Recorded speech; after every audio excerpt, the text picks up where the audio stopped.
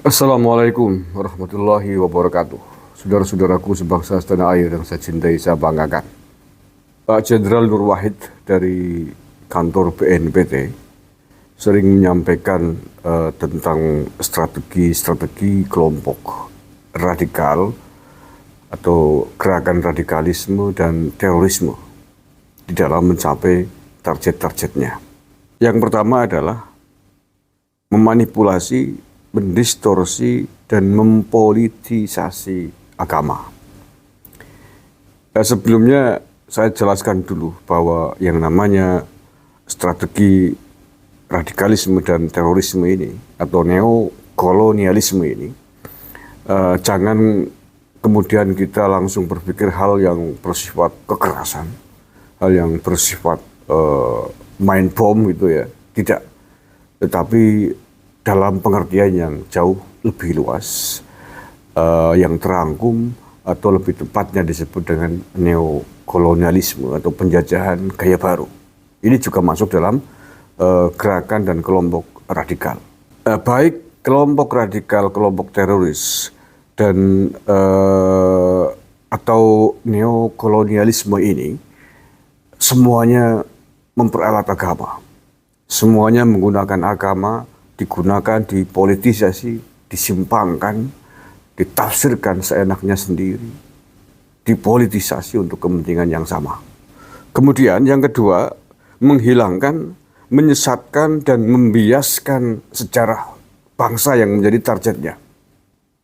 Jadi sejarah-sejarah disimpangkan, sejarah bangsa misalkan Indonesia, sejarah bangsa Indonesia disimpangkan, dibelokkan, tidak sesuai dengan fakta-fakta sejarah yang ada, dipotong sejarahnya, dibelokkan kepada sejarah yang mereka maui.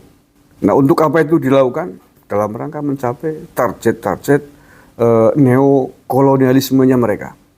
Jadi kalau kemudian di Indonesia sendiri contohnya, ada pernah mendengar sejarah Candi Borobudur yang ngawur gitu ya, yang tidak sesuai dengan data sejarah yang ada, sejarah Pangeran Diponegoro dan sejarah pahlawan-pahlawan nasional yang lain dibelokkan, disimpangkan, dan dipotong sejarahnya sesuai dengan kehendak yang mereka inginkan demi target-target neokolonialisme yang ada itu. Yang ketiga, menghancurkan budaya dan kearifan lokal bangsa itu. Nah, dalam hal ini tentu kita tidak asing. Ada sekelompok orang yang mengatakan ini budaya ini syirik, budaya ini bid'ah, budaya ini tidak sesuai dengan ajaran Islam dan lain sebagainya. Kemudian diganti dengan budaya cara mereka. Agar generasi bangsa, anak-anak bangsa Indonesia tidak kenal dengan budayanya sendiri. Tapi kemudian dikenalkan dengan budaya-budaya yang ngawur yang mereka bawa, yang dicap sebagai budaya Islam atau agama lain yang dibawa oleh kelompok radikal ini. Kemudian yang keempat, membangun kebencian, permusuhan, dan ketidakpercayaan masyarakat terhadap negara, pemerintah, dan pemimpin bangsa melalui penyebaran hoax, fitnah, maupun adu domba. Dan poin keempat ini adalah poin yang sudah kita alami bersama semenjak setidaknya 10 tahun terakhir. Bagaimana mereka menguparkan kebencian kepada bangsa dan negara, kepada tokoh-tokoh negara ini, kepada tokoh-tokoh bangsa ini. Dikatakan para tokoh bangsa ini sebagai orang-orang kafir, orang-orang PKI, disebarkan fitnah, sesuatu yang tidak nyata. Pak Presiden Jokowi orang Muslim, taat penuh, dikatakan sebagai orang keturunan PKI, sebagai keturunan Cina dan lain sebagainya. Negara ini katanya negara tauhid, dasar negara ini katanya dasar negara tauhid, setan dan seterusnya. Lagu Indonesia Raya juga katanya lagu kebangsaan tauhid dan seterusnya. Agar generasi bangsa, anak-anak bangsa tidak lagi percaya. Agar runtuh kepercayaannya, kebanggaannya kepada bangsanya sendiri. Kepada tokoh-tokoh negaranya sendiri. Kepada simbol-simbol bangsa ini. Itu adalah strategi kelompok radikal, kelompok teroris. Nah setelah itu, setelah gugur kepercayaannya, mereka akan direkrut, dikenalkan, disodorkan kepada konsep-konsep berbangsa dan bernegara yang mereka mau. Oke. Yang terakhir, yang kelima adalah dengan memecah belah di antara anak bangsa, melalui isu-isu SARA dan lain sebagainya. Ini juga sudah kita alami, sudah kita akrab sekali bahwa di antara anak-anak bangsa dibenturkan dengan isu-isu SARA. Sejak 10 tahun terakhir lah, setiap menjelang Pilpres, isu-isu ini selalu dikelola, selalu dimasifkan demi target mereka. Politisasi agama termasuk di sini. Nah, terkait dengan 5 poin yang sering disampaikan oleh Pak Jenderal Nur Wahid ini, ada peristiwa sejarah yang menurut saya berkaitan. Ada relevansi dari rumusan yang disampaikan oleh Pak Nur Wahid ini. Yakni pada poin yang pertama tadi, bahwa kelompok radikal, kelompok teroris, neokolonialisme ini memakai cara-cara pendistorsian, penyimpangan agama, memanipulasi agama, menyalahgunakan agama di dalam gerakan-gerakannya. Pada tahun 1700-an, atau pada saat VOC datang dan ingin menguasai perdagangan di Indonesia, kelompok ini menggunakan strategi dan cara ini. Mungkin banyak yang belum tahu bahwa anggota VOC itu terdiri dari banyak orang, tokoh agama yang tergabung dalam sekte kepercayaan atau kebatinan yang disebut dengan Freemason. Kelompok-kelompok pebisnis orang-orang dari berbagai belahan negara, di antaranya banyak adalah orang-orang Yahudi yang memiliki kepercayaan, kebatinan, spiritualitas dari sejumlah keyakinan agama-agama formal yang mereka anut, tetapi bukan untuk kepentingan kesucian dan sakralitas spiritual yang mereka miliki. Kalau bahasa Islamnya bukan untuk semestinya lillahi ta'ala itu. Agama mestinya digunakan untuk memberdayakan diri, memberdayakan umatnya, jamangahnya, pengikutnya, demi kepentingan lillahi ta'ala, mencari ridho Allah Subhanahu wa ta'ala, mencapai ridho Tuhan yang Maha Kuasa.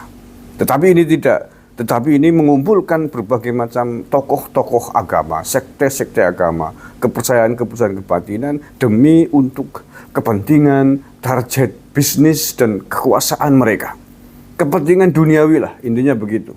Nah, kelompok pedagang-pedagang VOC, penjajah VOC, Freemason, menggunakan kekuatan spiritualitas dari berbagai macam agama yang direkrut tokoh-tokohnya itu untuk kepentingan itu. Memanipulasi, mendistorsi, dan mempolitisasi agama untuk kepentingan besarnya di daerah, di wilayah, di negara-negara yang mereka targetkan. Di Indonesia, tahun itu, negara ini adalah negara dengan penduduk muslim mayoritas yang disebarkan oleh para wali songo.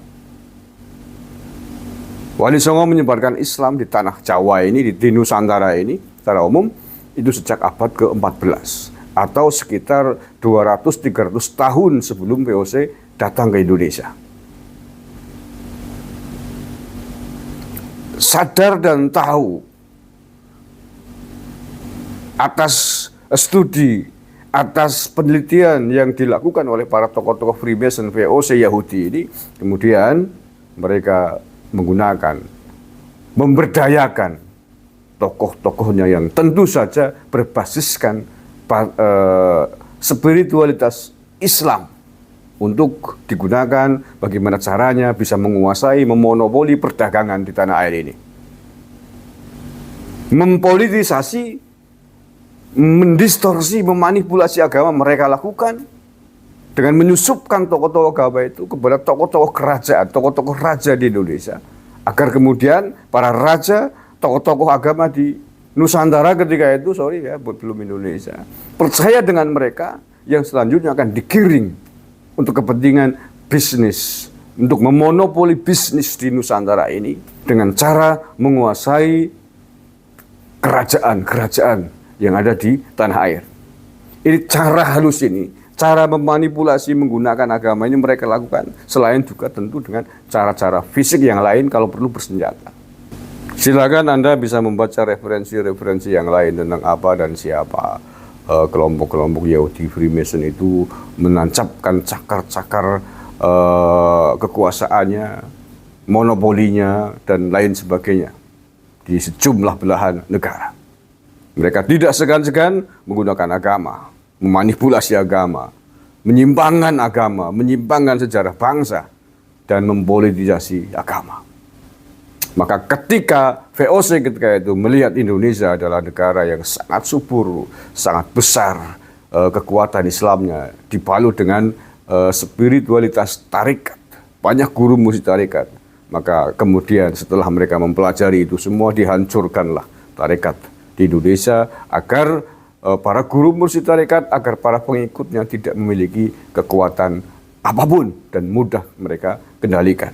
Ajaran tarikat dibid'ahkan, ajaran tarikat disesatkan, ajaran tarikat dikatakan ajaran yang batil, dan apapun perintah intrusi dari guru-guru muslim ini dipatahkan oleh ahli, oleh tokoh Freemason dari agama yang mereka pilih, dari tokoh muslim yang mereka pilih untuk menandingi pengaruh dari tokoh-tokoh agama, ulama-ulama Nusantara yang ada saat itu. Apakah itu berhasil? Sebagian berhasil, sebagian gagal. Tapi banyak yang berhasil. Karena kemudian semenjak itu pertempuran yang dipimpin oleh guru-guru mursyid tarikat di Indonesia tidak seluruhnya sukses. Karena kemudian para pengikutnya banyak yang percaya dengan tokoh Freemason yang diselundupkan oleh VOC Belanda. Tidak hanya dilakukan dengan cara yang kasar, tidak hanya dilakukan dengan cara yang frontal, dengan cara mengatakan bahwa tarikat ini batal, tarikat ini batil, tarikat ini salah. Bukan hanya itu, tetapi dengan cara yang lebih halus lagi juga mereka lakukan. Yakni dengan apa? Dengan mempelajari tarikat-tarikat yang ada di Indonesia. Mereka akan melakukan studi penelitian tentang rahasia kekuatan sebuah bangsa dari sisi spiritualitas. Yang semua itu dilakukan untuk mengetahui rahasia-rahasianya. Nah, setelah rahasianya diketahui, terbongkar, oh ternyata Islam di tanah Jawa ini kuat karena budaya tarikat, karena budaya kebatinan ini. Setelah itu diketahui, maka fase berikutnya adalah melemahkan dan melumpuhkan ajaran ini dengan tidak hanya dengan cara yang kasar tadi, dengan mengatakan ini haram, tapi dengan cara yang halus, masuk menjadi bagian dari ajaran tarikat ini, tapi dengan tujuan tadi, kembali kepada tujuan utamanya, ingin memonopoli perdagangan dan kekuasaan sistem pemerintahan yang ada di tanah air ini. Itu ada keahlian dari kelompok ini. Jangan kaget ya.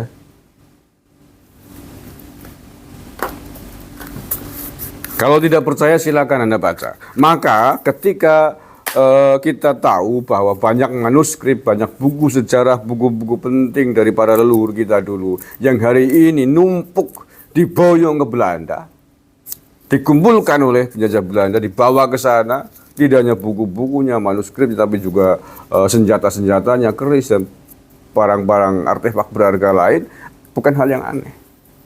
Dan itu bukan semata kepentingan bisnis atas buku manuskrip yang dibawa itu. Mungkin nggak ada harganya secara keuangan, nominalnya, tetapi di antaranya mereka bawa, mereka boyong. Tentu saja untuk mempelajari dari pelajaran-pelajaran adat, istiadat, budaya, dan kekuatan spiritualitas yang ada di Nusantara ini. Setelah dipelajari, dia akan kesini lagi untuk bagaimana caranya kelemahan dan kelebihan spiritualitas tanah Nusantara ini untuk dihancurkan. Dengan cara tadi, memanipulasi, mendistorsi, dan mempolitisasi kekuatan spiritual yang ada di Indonesia. Jangan rokok dulu. Ini serius ini persoalan.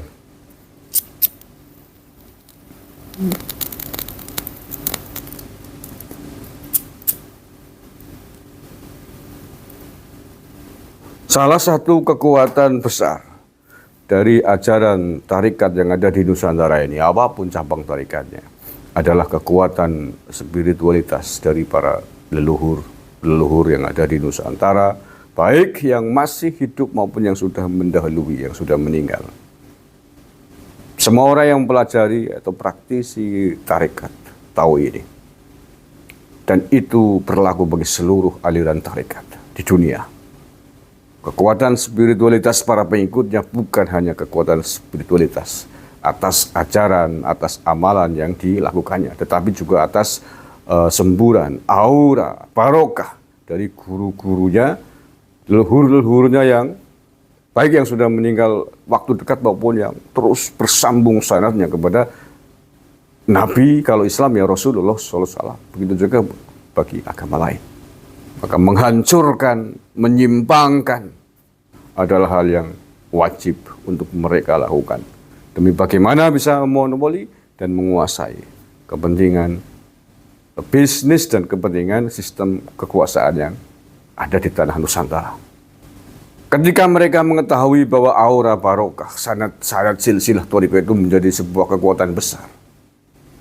Untuk melumpuhkannya harus memotong sanad itu. Bagaimana cara memotong sanadnya? Guru-guru thariqah yang ada di Nusantara kemudian dibuat sanadnya dipotong, diputus. Yang tadinya mestinya adalah seorang guru Nusantara, bin raja ini dipotong menjadi bin semaunya mereka. Dan kemudian potongan itu disimpangkan, dialiri oleh kekuatan-kekuatan spiritual lain yang mereka mau. Agar target memanipulasi dan menguasai spiritualitas orang-orang Jawa, orang-orang Nusantara dapat dengan mudah dilakukan. Karena pancaran spiritualitasnya sudah terpotong dan digantikan dengan spiritualitas ala Freemason yang mereka mau, yang mereka punya. Tentu ketika sudah dialiri oleh spiritualitas mereka, ruhani, spiritualitas kekuatan para anak-anak Nusantara ini menjadi lumpuh, terpotong dari kekuatan spiritualitas para leluhurnya. Terpotong, digantikan dengan kekuatan mereka yang tentu saja kemudian akan dengan sangat mudah untuk mereka kendalikan. Mereka monopoli untuk kepentingan-kepentingan yang mereka inginkan, baik ekonomi, bisnis maupun kekuasaan. Terima kasih, saya Gusmar dari Reneng Gulung. Selamat di Banyumas, Jawa Tengah. Assalamualaikum warahmatullahi wabarakatuh.